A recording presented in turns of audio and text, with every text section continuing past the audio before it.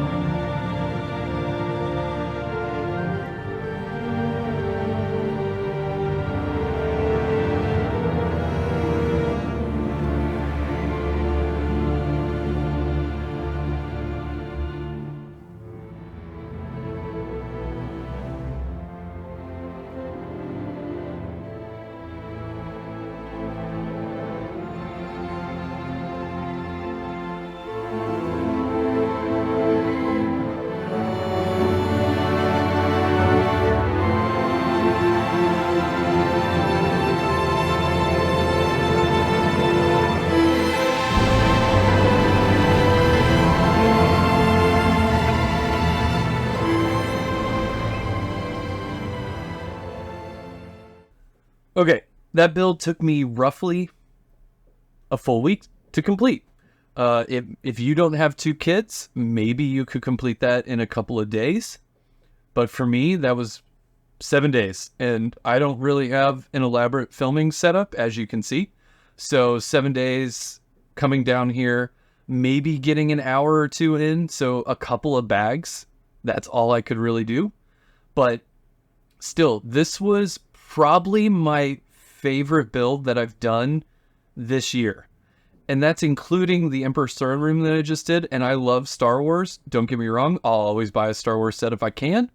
But this set was really fun. A lot of unique pieces to this set. A lot of unique build strategies that if I ever start doing my own mocks, I'm going to take from here.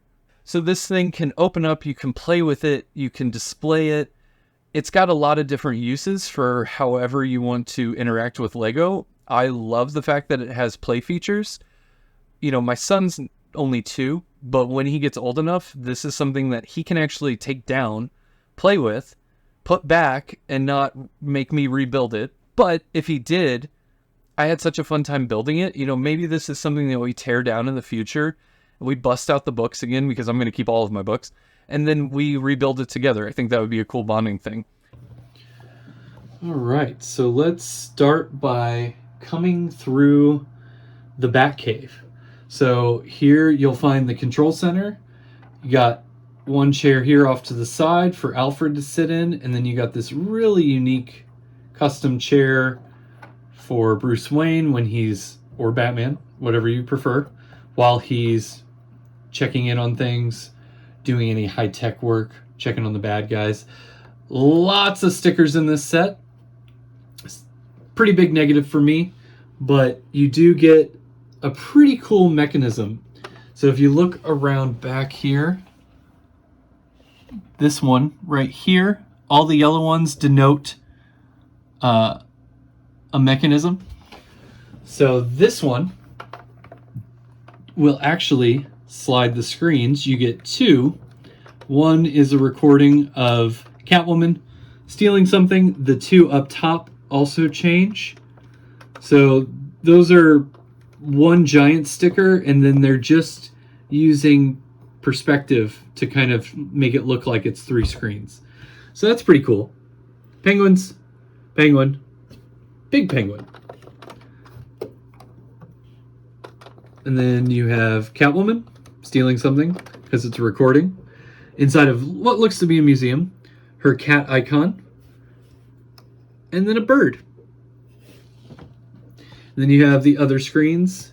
If we walk up into the catwalk, this is where you get the light brick. So there's that extra suit that I talked about as one of the minifigs. This mechanism, if you release it, it actually unwinds the chains, drops down, so you actually have like a suit up area. Push that brick. Again, that's the button push could have been part of the set. That's what I think bothers me the most. Also, I almost forgot. If you turn the mechanism outside, you actually can turn the chair by itself. I think that's kind of the most pointless mechanism. Still pretty cool, but kind of pointless. Then you go up here. This is one of my favorites. So this is actually the armory doors. If you pull those back, which I would have loved a light brick in here, you get 2 little areas where you can store some extra weaponry, and then you can actually close those safe doors off, open them back up, and you get a lot of... I think that's just so cool. I love that mechanism. So many ideas for other sets.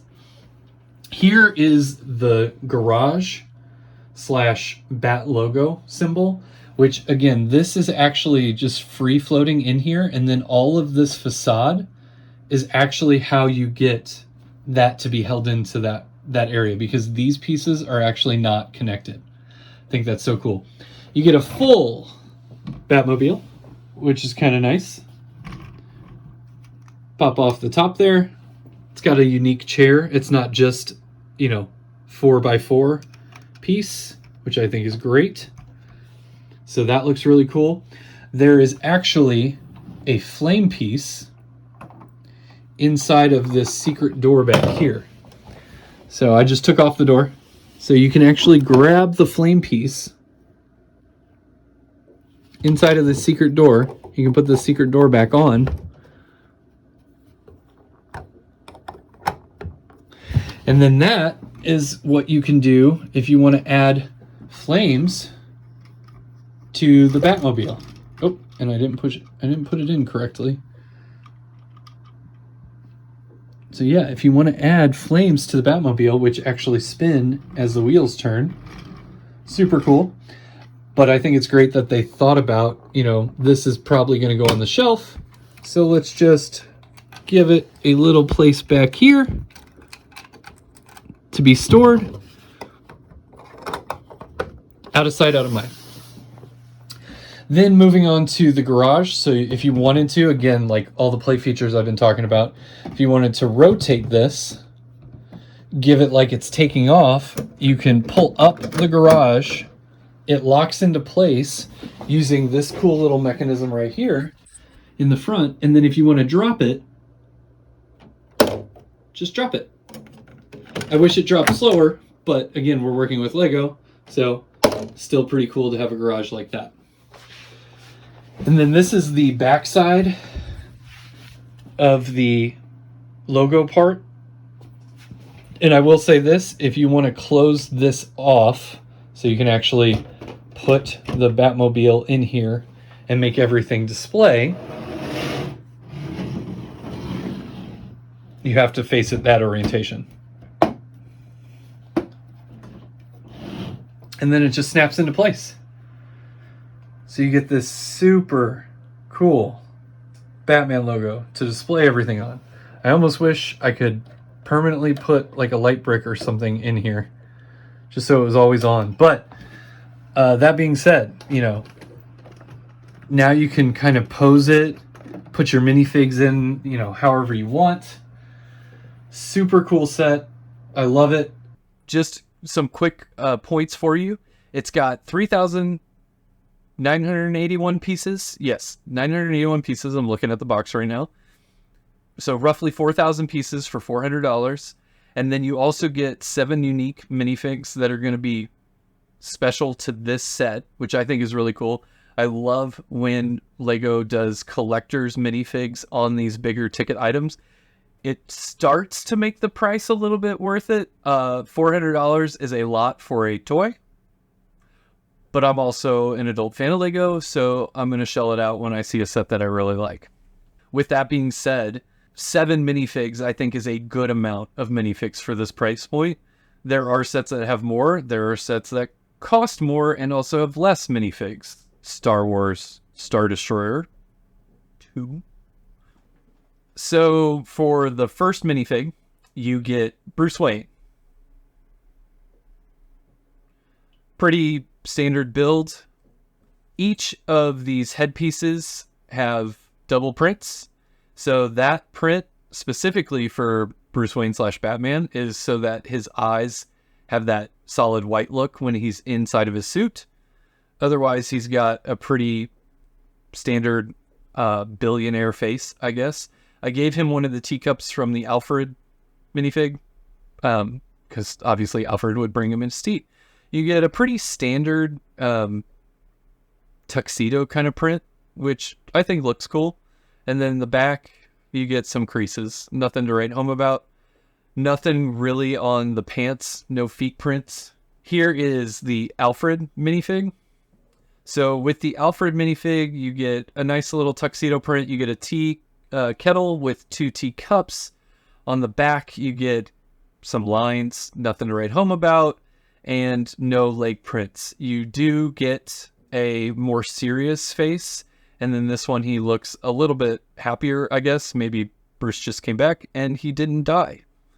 All right, for the first truly unique piece, you get this Batman with a fully printed cowl and cape.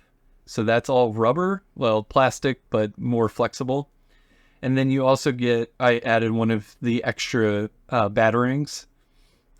If you take that off, you'll see that you get the print, the Bruce prints with the headpiece, as well as the back. These are very similar to the prints that you get on the Bruce Wayne, which is fine. It'd be nice if they actually had, you know, a really unique print piece. However, the cowl with the logo, I personally don't have too many Batman sets, so I don't know how unique this is, but it seems pretty unique to the set. It looks amazing. I love that they incorporated the cowl to kind of give it that always in motion look. So for me, that was a big win. This is the extra Batman gear that you'll see as one of the mechanism show-off pieces, or where that drawbridge comes down. That's coming up shortly. With that, you also get, you know, the Bruce Wayne headpieces. You get a cloth cape, still a nice cape. You get a separate helmet, and then this blue orb piece, which is, you can put this blue orb piece in place of the head if you wanted this to be like the display suit. So this is his extra suit that's kind of just sitting in the cave. Next, you have Catwoman. Catwoman's kind of more unique. I don't know if this is a unique print to this Catwoman. I would have to look that up. You get her whip, and then just like Darth Maul and some of the other horned characters in Lego, you get a separate headpiece that pops off. So no dual printing on her head, just because everything is included in her headpiece. Really nice paint, you know, front and back. Nothing too crazy, but I really like that. Again, no leg printing on any of these. Next, we have Max Schreck, who is, you know, one of the bad guys in this set, which it's kind of cool. It's a unique minifig. He's got his white coat. There is a top hat. I've got a little one stud inside of it right now, so that way he can hold on to it.